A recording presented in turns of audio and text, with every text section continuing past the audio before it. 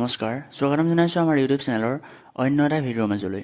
এই ভিডিঅ'টো এটা বিশেষ টপিকৰ ওপৰত হ'বলৈ গৈ আছে আৰু সেয়া হৈছে যে বহুতো ছাত্ৰ ছাত্ৰীয়ে আমাক বিভিন্ন মাধ্যমৰ যোগেদি সুধি থাকে যে এইবাৰ যিহেতু যি মেট্ৰিকৰ পৰীক্ষা সেই মেট্ৰিকৰ পৰীক্ষাত এইবাৰ ষ্টেণ্ড অৰ্থাৎ এইবাৰ যি স্থান থাকে স্থান মানে ৰিজাল্টৰ ক্ষেত্ৰত স্থান থাকিবনে নাই বা সেই সন্দৰ্ভত আৰু বিভিন্ন ধৰণৰ কি নতুন আপডেট আহিছে বা শিক্ষামন্ত্ৰীয়ে কিহৰ মানে ইতিমধ্যে কি কৈছে বা ৰিজাল্টসমূহ কেনেধৰণে ঘোষণা কৰা হ'ব সেই সকলোবোৰ টপিকৰ ওপৰত আজিৰ ভিডিঅ'টো প্ৰস্তুত কৰা হৈছে।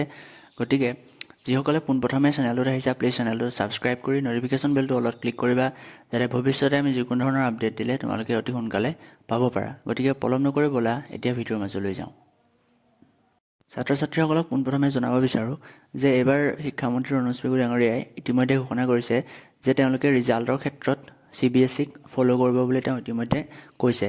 এতিয়া CBSEক ফ'ল' কৰিব মানে কেনেধৰণৰ যে CBSEৰ যিহেতু যিটো ৰেংক ছিষ্টেম নাথাকে কোনো ধৰণৰ বা পজিশ্যন ছিষ্টেমটো নাথাকে, যিহেতু আমাৰ মেট্ৰিকত কি থাকে 10টা পজিশ্যন থাকে, সেইটো তোমালোকে জানাই ৰেংক থাকে।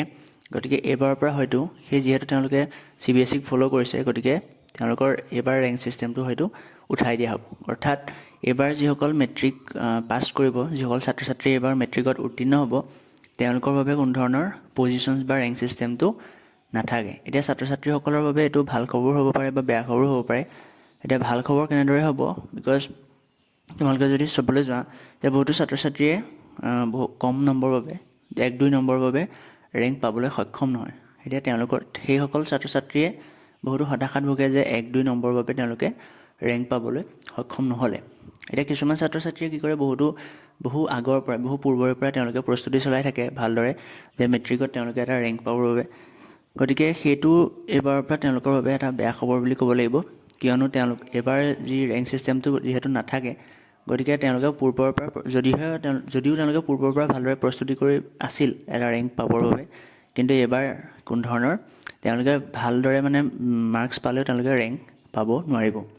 এবাৰ ৰেংক ছিষ্টেমটো সম্পূৰ্ণভাৱে উঠাই দিয়া হ'ব।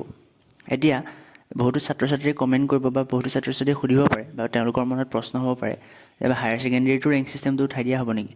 এতিয়া কথাটো হ'ল যিহেতু হায়াৰ ছেকেণ্ডেৰীত লিখিতভাৱে পৰীক্ষা হৈছে বা OMR ছিটত কোনো ধৰণৰ এক্সাম হোৱা নাই, গতিকে যিটো Assam higher secondary education council আছে তেওঁলোকে CBSEক যিহেতু ফ'ল' কৰা নাই, গতিকে তেওঁলোকৰ যি ৰিজাল্টসমূহ তাত কি হ'ব ৰেংক ছিষ্টেমটো থাকিবই। এতিয়া ৰেংক ছিষ্টেমটো অকল মেট্ৰিকৰ পৰাহে উঠাই দিয়া হ'ব, কিন্তু হায়াৰ ছেকেণ্ডেৰীত পূৰ্বৰ দৰে একেধৰণে থাকিব। গতিকে আজিৰ ভিডিঅ'টো এইটো টপিকৰ ওপৰতে আছিলে। যদিহে ভিডিঅ'টো ভাল পালা প্লিজ এটা লাইক কৰিবা, লগতে চেনেলটো ছাবস্ক্ৰাইব কৰি ন'টিফিকেশ্যন বেলটো অলপ ক্লিক কৰিবা যাতে ভৱিষ্যতৰ আপডেটসমূহ তোমালোকে সোনকালে পাই থাকিব পাৰা। গতিকে পুনৰ এটা ভিডিঅ'ৰ সৈতে লগ পাম। আজিলৈ ইমানতে সামৰিছোঁ। ধন্যবাদ। জয় অসম।